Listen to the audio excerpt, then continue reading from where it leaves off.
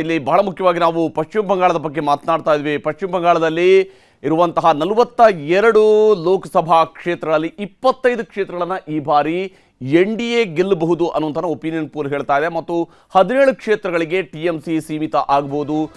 India ಕೂಟದಲ್ಲಿರುವಂತಹ Congress ಆಗಲಿ ಅಥವಾ ಎಡಪಕ್ಷಗಳಾಗಲಿ ಯಾವುದೇ ರೀತಿಯ ಸೀಟ್ಗಳನ್ನು ಗೆಲ್ಲೋದಕ್ಕೆ ಸಾಧ್ಯ ಇಲ್ಲ ಅನ್ನುವಂಥದ್ದನ್ನು ಒಪಿನಿಯನ್ ಪೋಲ್ನಲ್ಲಿ ಜನ ವ್ಯಕ್ತಪಡಿಸಿರುವಂತಹ ಅಭಿಪ್ರಾಯ ಇದು. ಭವ್ಯ ಅವರೇ, ತಮ್ಮ ಪ್ರಕಾರ? ಯಾಕಂದರೆ TMC ಜೊತೆಗೆ ಇದ್ರು, ಸೀಟ್ ಹಂಚಿಕೆ ಆದಾಗ ಇಲ್ಲ ನಮ್ಮ ದಾರಿ ನಮಗೆ ಅಂದರು. ಅವರವರ ಇಷ್ಟ ಅಲ್ವಾ. ಫಸ್ಟು ಒಂದು ಐಡಿಯಾಲಜಿ ಪ್ರಕಾರ ಅವರು ಏನೊಂದು ಗುರಿ ಇಟ್ಕೊಂಡು ಬಂದಿದ್ವಿ. She was not happy, she is free to go. Everybody has their own, ಅವರವರ ಇಷ್ಟ. ಅದು ಆಚೆ ಹೋಗಿದ್ದಾರೆ, ದಟ್ ಈಸ್ ಫೈನ್. ಅದು ನಾವು ನಮ್ಮ ರೀತಿ ನಮ್ಮ ಕ್ಯಾಂಡಿಡೇಟ್ಗಳನ್ನ ಹಾಕಲೇಬೇಕು, ನಾವು ಗೆಲ್ಲೇಬೇಕು. ಇವತ್ತು ಒಪಿನಿಯನ್ ಪೋಲ್ ನಾನು ಹೇಳ್ದಂಗೆ ನಾವು ಒಪ್ಪೋದಿಲ್ಲ ಇವತ್ತಿನ opinion poll, to be honest. ಯಾಕಂದರೆ ಇಲ್ಲ, ಎಲೆಕ್ಟೋರಲ್ ಬಾಂಡ್ದು ವಿಷಯಗಳು ಆಚೆ ಬರಬೇಕಾಗಿದೆ. BJP ಪಕ್ಷದಲ್ಲಿ ನಡೆದಿರುವಂತಹ ಈ ಒಂದು ದೊಡ್ಡ ಮಟ್ಟದ ಸ್ಕ್ಯಾಮ್ ಇದೆಯಲ್ಲ, ಅದು ಥ್ಯಾಂಕ್ ಗಾಡ್ ಸುಪ್ರೀಂ ಕೋರ್ಟು ದೇಶದ ಪರ ನಿಂತ್ಕೊಂಡು 3 ತಿಂಗಳು ಕೇಳಿದಂತಹ SBIಗೆ ಒಂದೇ ದಿನ ಕೊಡೋದು ಅಂತ ಹೇಳಿದ್ರು. ಒಂದೇ ದಿವಸದಲ್ಲೇ ಬಂತು ಆಚೆ ಎಲೆಕ್ಟೋರಲ್ ಬಾಂಡ್ಸು. ಅದು ಏನು ಈ ಶುಕ್ರವಾರ ವೆಬ್ಸೈಟ್ಗೆ ಹಾಕ್ತಾರೆ ಎಲೆಕ್ಷನ್ ಕಮಿಷನ್ ಅವರು. ಅವತ್ತು ಹಲವಾರು ಸ್ಕ್ಯಾಮ್ಗಳು ಏನೇನು ನಡೆದಿದೆ ಎಲ್ಲ ಆಚೆ ಬರುತ್ತೆ. ಯಾರು ಎಷ್ಟು ಕೊಟ್ಟಿದ್ದಾರೆ, ಯಾವ ಪಕ್ಷಕ್ಕೆ, ಯಾಕೆ, ಯಾವ ಟೈಮಲ್ಲಿ ಕೊಟ್ಟಿದ್ದಾರೆ, ಎಲ್ಲ ಏನು SBI ಎಲೆಕ್ಷನ್ ಕಮಿಷನ್ ಕೊಟ್ಟಿದೆ, ಎಲೆಕ್ಷನ್ ಕಮಿಷನ್ ಹಾಕತ್ತೆ. ಅವತ್ತು ಮಾಡಿ ನೋಡಿ ಒಪಿನಿಯನ್ ಪೋಲು. ಅದು ತಂದ ನಂತರ ಯಾವಾಗ ಈ ಸ್ಕ್ಯಾಮ್ಗಳು ಆಚೆ ಬರುತ್ತೆ ಅವತ್ತು ಮಾಡಿ ನೋಡಿ ಸರ್ ಒಪಿನಿಯನ್ ಪೋಲ್ಗಳು. ಅಂದ್ರೆ ಬದಲಾವಣೆ ಆಗುತ್ತೆ. ಹೌದು ಸರ್, ಖಂಡಿತ ಆಗತ್ತೆ. ಸುಪ್ರೀಂ ಕೋರ್ಟು ನಮ್ಮ ಸಂವಿಧಾನ ಯಾವ ಮಟ್ಟಕ್ಕೆ ನಮಗೆ ರಕ್ಷಣೆ ಕೊಡ್ತು ನೋಡಿ. ಇಲ್ಲಿ ಇವ್ರು ಎಷ್ಟೇ ಮಾಡಿದ್ರು SBIನ ಕಂಟ್ರೋಲಿಗೆ ತಗೊಂಡ್ರು.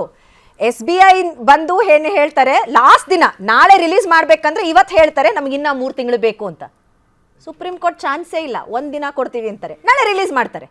ತದನಂತರ ಏನು ಮಾಡ್ತಾರೆ, ಈ supreme court bar council president letter ಬರೀತಾರೆ ಪ್ರೆಸಿಡೆಂಟ್ ಆಫ್ ಇಂಡಿಯಾಗೆ, ಏನಂತ, ನಿಮ್ಮ ಇಂಟರ್ವೆನ್ಷನ್ ಇರಲಿ, ಇದನ್ನ ರಿಲೀಸ್ ಮಾಡಕ್ ಬಿಡಬೇಡಿ ಅಂತ. ಜಸ್ಟ್ ಮಾತಾಡ್ತೀನಿ. ಒಂದು ಇಂಪಾರ್ಟೆಂಟ್ ಸುದ್ದಿ ಬರ್ತಾ ಇರುವಂಥದ್ದು, ಬ್ರೇಕಿಂಗ್ ನ್ಯೂಸ್ ಬರ್ತಾ ಇರುವಂಥದ್ದು, ಪಶ್ಚಿಮ ಬಂಗಾಳಕ್ಕೆ ಸಂಬಂಧಪಟ್ಟಂತೆ ನಾವು ಮಾತಾಡ್ತೀವಿ. ದೇಶದ ಮೇಲೆ ಬರ್ತಾ ಇರುವಂಥದ್ದು, ಬಂಗಾಳ ಮುಖ್ಯಮಂತ್ರಿ ಮಮತಾ ಬ್ಯಾನರ್ಜಿ ಅವರಿಗೆ ಗಂಭೀರ ಗಾಯ ಆಗಿದೆ ಅನ್ನೋದು, ಹಣೆಯಿಂದ ರಕ್ತ ಸುರಿಯುವಂತಹ ಫೋಟೋವನ್ನು ಈಗ TMC ರಿಲೀಸ್ ಮಾಡಿದೆ. ಕೋಲ್ಕತ್ತಾದ SSKM ಆಸ್ಪತ್ರೆಯಲ್ಲಿ ದೀದಿ ಚಿಕಿತ್ಸೆಯನ್ನು ಪಡಿತಾ ಇದ್ದಾರೆ ಅನ್ನುವಂತಹ ಮಾಹಿತಿ ಲಭ್ಯವಾಗ್ತಾ ಇದೆ. ಇದು ಕೋಲ್ಕತ್ತಾದಲ್ಲಿ ನಡೆದಿರುವಂತಹ ಘಟನೆ ಅಪಘಾತವೋ ಆಕಸ್ಮಿಕವೋ ಅಥವಾ ಹಲ್ಲೆನೋ ಅನ್ನುವಂಥದ್ರ ಬಗ್ಗೆ TMC ಇದುವರೆಗೆ ಯಾವುದೇ ರೀತಿಯಂತಹ ಸ್ಪಷ್ಟನೆಯನ್ನು ಕೊಟ್ಟಿಲ್ಲ. ಆದರೆ ಗಂಭೀರ ಗಾಯ ಅಂತಷ್ಟೇ ಹೇಳಿಕೆಯನ್ನು TMC ಬಿಡುಗಡೆ ಮಾಡಿದೆ. ಕೋಲ್ಕತ್ತಾದ SSKM ಆಸ್ಪತ್ರೆಯಲ್ಲಿ ಮಮತಾ ಬ್ಯಾನರ್ಜಿ ಅವರು ಚಿಕಿತ್ಸೆಯನ್ನು ಪಡಿತಾ ಇದ್ದಾರೆ. ತಲೆಗೆ ಗಂಭೀರ ಗಾಯ ಆಗಿದೆ ಅನ್ನುವಂತಹ ಫೋಟೋವನ್ನು ರಿಲೀಸ್ ಮಾಡಲಾಗಿದೆ. ಅಪಘಾತವೋ ಆಕಸ್ಮಿಕವೋ ಹಲ್ಲೆನೋ ಯಾವುದೇ ರೀತಿಯಾದಂತಹ ಸ್ಪಷ್ಟನೆಯನ್ನು ಕೂಡ ತೃಣಮೂಲ ಕಾಂಗ್ರೆಸ್ ಹೇಳಿಲ್ಲ. ಬದಲಿಗೆ ಅವರ ತಲೆಯಿಂದ ರಕ್ತ ಸೋರ್ತಾ ಇರುವಂತಹ ಈ ಫೋಟೋವನ್ನು ಈಗ ರಿಲೀಸ್ ಮಾಡಿರುವಂತಹದ್ದು. ಇದು ಮಮತಾ ಬ್ಯಾನರ್ಜಿ ಅವರ ಸ್ಥಿತಿ ಹೀಗಿದೆ ಅನ್ನುವಂಥದ್ದನ್ನು, ಬ್ಲಡ್ ಕಂಪ್ಲೀಟ್ ಆಗಿ ಸುರಿತಾ ಇರುವಂತಹ ಫೋಟೋವನ್ನು ಅವರು ರಿಲೀಸ್ ಮಾಡಿದ್ದಾರೆ. TMC ರಿಲೀಸ್ ಮಾಡಿರುವಂತಹ ಫೋಟೋ ಇದು. ಇದರ ಪ್ರಕಾರವಾಗಿ ನೋಡಿದರೆ ಇಲ್ಲಿ ನಿಜಕ್ಕೂ ಕೂಡ ತಲೆಗೆ ಗಂಭೀರ ಗಾಯ ಆದಂತೆ ಕಂಡು ಬರ್ತಾ ಇದೆ. ತೃಣಮೂಲ ಕಾಂಗ್ರೆಸ್ನ ಅಧಿನಾಯಕಿಯಾಗಿರುವಂತಹ ಮಮತಾ ಬ್ಯಾನರ್ಜಿ ಅವರಿಗೆ ಪಶ್ಚಿಮ ಬಂಗಾಳದಲ್ಲಿ ದೀದಿಗೆ ಗಂಭೀರವಾದಂಥ ಗಾಯ ಆಗಿರುವಂತಹ ಫೋಟೋವನ್ನು ಇಲ್ಲಿ ರಿಲೀಸ್ ಮಾಡಿರುವಂಥದ್ದು. ತಲೆಗೆ ಪೆಟ್ಟಾಗಿರುವಂತಹ ಫೋಟೋ ಇದೆ, ರಕ್ತ ಸೋರ್ತಾ ಇದೆ, ಆಸ್ಪತ್ರೆಯಲ್ಲಿ ಮಲಗಿದ್ದಾರೆ ಮಮತಾ ಬ್ಯಾನರ್ಜಿ. ಆದರೆ ಯಾವ ಕಾರಣಕ್ಕಾಗಿ, ಏನಾಗಿದೆ, ಏನು ಘಟನೆ ಅನ್ನೋದ್ರ ಬಗ್ಗೆ ಯಾವುದೇ ರೀತಿಯಾದಂತಹ ಸ್ಪಷ್ಟನೆಯನ್ನು ಕೂಡ ಇದುವರೆಗೆ ನೀಡಿಲ್ಲ. TMC ಕಡೆಯಿಂದ ಸ್ಪಷ್ಟನೆ ಬಂದಿಲ್ಲ. ಹಣೆಯಿಂದ ರಕ್ತ ಸುರಿತಾ ಇರುವಂತಹ ಒಂದು ಫೋಟೋವನ್ನು ಮಾತ್ರ ರಿಲೀಸ್ ಮಾಡೋದ್ರ ಮೂಲಕವಾಗಿ ಅವರ ಮೇಲೆ ಬಹುಶಃ ಹಲ್ಲೆ ಆಗಿದೆಯಾ ಅಥವಾ ಅಪಘಾತನ ಅಥವಾ ಆಕಸ್ಮಿಕನ ಯಾವುದು ಅನ್ನೋದ್ರ ಬಗ್ಗೆ ಯಾವುದೇ ರೀತಿಯಂತಹ ಸ್ಪಷ್ಟನೆಯನ್ನು ಇದುವರೆಗೂ ಕೂಡ ಕೊಟ್ಟಿಲ್ಲ. ಗಂಭೀರ ಗಾಯ ಅಂತಷ್ಟೇ ಹೇಳಿಕೆಯನ್ನು ಬಿಡುಗಡೆ ಮಾಡಿದೆ TMC. ಕೋಲ್ಕತ್ತಾದ SSKM ಆಸ್ಪತ್ರೆಯಲ್ಲಿ ಅವರು ಚಿಕಿತ್ಸೆಯನ್ನು ಪಡಿತಾ ಇದ್ದಾರೆ ಅನ್ನುವಂಥದ್ದನ್ನು ಮಾತ್ರನೇ TMC ತಿಳಿಸಿರುವಂಥದ್ದು. ಪಶ್ಚಿಮ ಬಂಗಾಳದ ಮುಖ್ಯಮಂತ್ರಿ ಮಮತಾ ಬ್ಯಾನರ್ಜಿ ಅವರಿಗೆ ಗಂಭೀರ ಗಾಯ ಆಗಿದೆ ಅನ್ನುವಂತಹ ಮಾಹಿತಿ ಮಾತ್ರ ಈಗ ಲಭ್ಯ ಆಗ್ತಾ ಇರುವಂಥದ್ದು.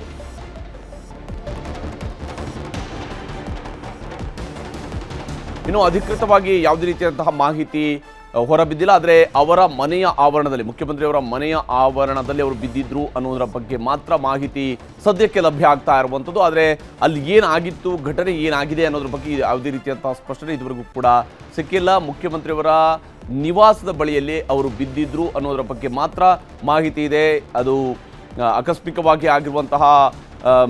ಆಕಸ್ಮಿಕವಾಗಿ ಬಿದ್ದಿರುವಂತಹ ಸಂದರ್ಭದಲ್ಲಿ ತಲೆಗೆ ಏಟಾಗಿತ್ತಾ ಅಥವಾ ಬೇರೆನೇನಾದರೂ ಕಾರಣ ಇದೆಯಾ ಅನ್ನೋದ್ರ ಬಗ್ಗೆ ಇನ್ನೂ ಕೂಡ ಸ್ಪಷ್ಟತೆ ಸಿಗ್ತಾ ಇಲ್ಲ. ಆದರೆ ಸದ್ಯಕ್ಕೆ ಇವಿಷ್ಟು ಮಾತ್ರ ಮಾಹಿತಿಯನ್ನು ಈಗ ಪಶ್ಚಿಮ ಬಂಗಾಳದ ಮುಖ್ಯಮಂತ್ರಿಯವರ ಬಗ್ಗೆ ಮಾಹಿತಿ ಲಭ್ಯವಾಗ್ತಾ ಇರುವಂಥದ್ದು. ಹಣೆಯಿಂದ ರಕ್ತ ಸುರಿತಾ ಇರುವಂತಹ ಫೋಟೋವನ್ನು ರಿಲೀಸ್ ಮಾಡಲಾಗಿದೆ. ಅದರಲ್ಲಿ ಆಸ್ಪತ್ರೆಯಲ್ಲಿ ಅವರು ಮಲಗಿರುವಂತಹ ದೃಶ್ಯವೂ ಕೂಡ ಈ ಫೋಟೋದ ಮೂಲಕವಾಗಿ ಗೊತ್ತಾಗ್ತಾ ಇರುವಂಥದ್ದು. ಆದರೆ ಏನು ಕಾರಣ, ಏನಾಗಿದೆ, ಯಾವುದೇ ಸ್ಪಷ್ಟತೆಯನ್ನು ಕೂಡ ಇದುವರೆಗೆ ನೀಡಿಲ್ಲ TMC.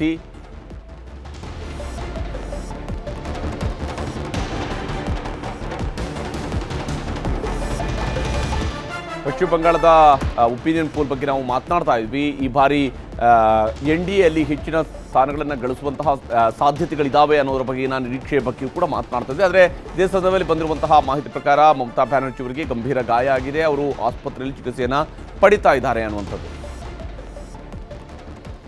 ಇಲ್ಲಿ BS ಅರುಣ್ ಅವರೇ, ತಮ್ಮ ಪ್ರಕಾರ ಪಶ್ಚಿಮ ಬಂಗಾಳದ ಒಟ್ಟು ಸಿಚುವೇಶನ್ ಅನ್ನು ಗಮನಿಸಿದಾಗ ಈ ಬಾರಿಯ ಲೋಕಸಭಾ ಚುನಾವಣೆಯಲ್ಲಿ ಹರಿ, ನಾನು ಸಮೀಕ್ಷೆಯ ಫಲಿತಾಂಶದ ಬಗ್ಗೆ ಮಾತಾಡೋದಿಲ್ಲ. ಆದರೆ ಅಲ್ಲಿಯ ಒಂದು ದುರಂತ ಏನಂದರೆ, ಇಂಡಿಯಾ ಪಕ್ಷಗಳ ಬಗ್ಗೆ ಹೇಳೋದಾದರೆ, ಅಲ್ಲಿ ಇಂಡಿಯಾ ಪಕ್ಷ ಅಲ್ಲಿ ಯಾವುದೇ ಒಂದು ಈಗ ಮೈತ್ರಿ ಮಾಡಿಕೊಂಡಿಲ್ಲ, ಎಕ್ಸೆಪ್ಟ್ ಕಾಂಗ್ರೆಸ್ ಮತ್ತು ಲೆಫ್ಟ್ ಪಾರ್ಟೀಸ್ ಜೊತೆ.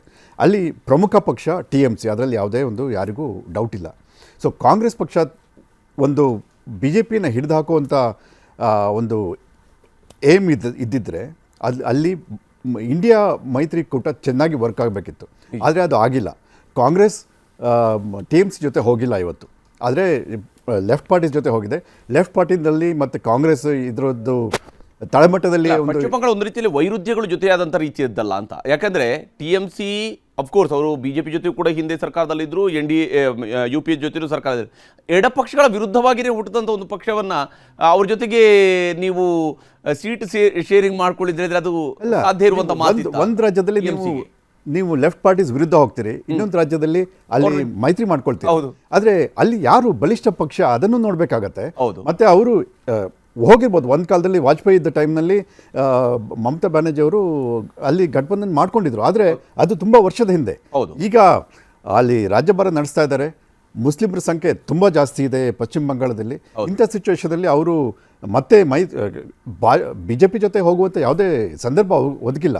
ಆದರೆ ಇಲ್ಲಿ ಕಾಂಗ್ರೆಸ್ ನಾವು ನೋಡಬೇಕು ಅಂದರೆ ಅಲ್ಲಿ ತುಂಬ ಚೆನ್ನಾಗಿ TMC ಜೊತೆ ಮೈತ್ರಿ ಆಗಿಬಿಟ್ಟು ಮೇ ಬಿ ಅವ್ರು ಜಾಸ್ತಿ ನಿಮ್ಗೆ ಸೀಟ್ ಕೊಡದೇ ಇರ್ಬೋದು. ಆದರೆ ನೀವು ರಾಷ್ಟ್ರ ಮಟ್ಟದಲ್ಲಿ BJPನ ಇಳಿಸ್ಬಿಟ್ಟು ತಾವು ಅಧಿಕಾರಕ್ಕೆ ಬರಬೇಕು ಅನ್ನೋ ಹಂಬಲ ನಿಜವಾಗಿದ್ದರೆ, ನಿಮ್ಮದು ಅದೊಂದು ಕನ್ವಿನ್ಸಿಂಗ್ ಆಗಿದ್ದರೆ ಮತ್ತು ಕಮಿಟೆಡ್ ಆಗಿದ್ದರೆ, ನೀವು ಅಲ್ಲಿ ಪಶ್ಚಿಮ ಬಂಗಾಳದಲ್ಲಿ TMC ಜೊತೆ ಮೈತ್ರಿ ಮಾಡ್ಕೊಳ್ಬೇಕು. ಆದರೆ ಅಲ್ಲಿ ಆಗಿದ್ದೇನು, ದಿನ ಬೆಳಗಾದರೆ ಅಲ್ಲಿಯ ಕಾಂಗ್ರೆಸ್ ಅಧ್ಯಕ್ಷ ಅಧೀರ್ ರಂಜನ್ ಚೌಧರಿ ದಿನ ಬೆಳಗಾದರೆ ಮಮತಾ ಬ್ಯಾನರ್ಜಿನ ತೆಗೊಳ್ಳೋವಂಥದ್ದು, ಅವರಿಗೆ ಬಾಯಿಗೆ ಬಂದು ಮಾತಾಡೋದು, ಇದೇ ಕೆಲಸ ಮಾಡ್ತಾಯಿದ್ದಾರೆ. ಹಾಗಾಗಿ ಅವರಿಗೂ ಕೂಡ ಇದು ಇಷ್ಟ ಇರಲಿಲ್ಲ. ಅಧೀರ್ ರಂಜನ್ ಚೌಧರಿ ಇರುವಂಥ ಪಕ್ಷದ ಜೊತೆ ಅವರಿಗೆ ಬಹುಶಃ ಕಾಂಗ್ರೆಸ್ ಜೊತೆ ಅಂಥ ಒಂದು ಮತಭೇದ ಇಲ್ಲ. ಆದರೆ ಅಧೀರ್ ಚೌಧರಿ ಬಗ್ಗೆ ತುಂಬ ಒಂದು ಕೋಪ ಇದೆ. ಯಾಕೆಂದರೆ ಅವರು ಮುಷಿರಾಬಾದ್ ಕಾನ್ಸ್ಟಿಟ್ಯೂನ್ಸಿನಲ್ಲಿ ಅವರು MP ತುಂಬ ವರ್ಷದಿಂದ, ಮತ್ತು ಅಲ್ಲಿ ಫಸ್ಟ್ ಅನೌನ್ಸ್ ಆಗಿದ್ದು TMCಯಿಂದ ಅದು ಮುರ್ಷಿದಾಬಾದ್ ಅಲ್ಲಿಯ ಒಂದು ಕ್ಯಾಂಡಿಡೇಟು. ಸೊ ಇಲ್ಲಿ ಖಂಡಿತವಾಗಿ ಕಂಪ್ಲೀಟಾಗಿ ಕಾಂಗ್ರೆಸ್ ಎಡವಿದೆ ಅಂತ ನನ್ನ ಅಭಿಪ್ರಾಯ. ಕನ್ನಡಿಗರ ನೆಚ್ಚಿನ ನ್ಯೂಸ್ 18 ಕನ್ನಡ ಈಗ ವಾಟ್ಸ್ಆಪ್ನಲ್ಲೂ ಲಭ್ಯ. ಕರ್ನಾಟಕ, ದೇಶ ವಿದೇಶಗಳ 360 ಡಿಗ್ರಿ ಸುದ್ದಿಯ ವಿವರಗಳನ್ನ ನಿಮ್ಮ ಕೈ ಬೆರಳುಗಳಲ್ಲೇ ಪಡಿಲಿಕ್ಕೆ ಈ QR ಕೋಡ್ ಅನ್ನ ಸ್ಕ್ಯಾನ್ ಮಾಡಿ, ನಮ್ಮ ಚಾನಲ್ ಫಾಲೋ ಮಾಡಿ, ನೋಟಿಫಿಕೇಶನ್ ಆನ್ ಮಾಡಿ.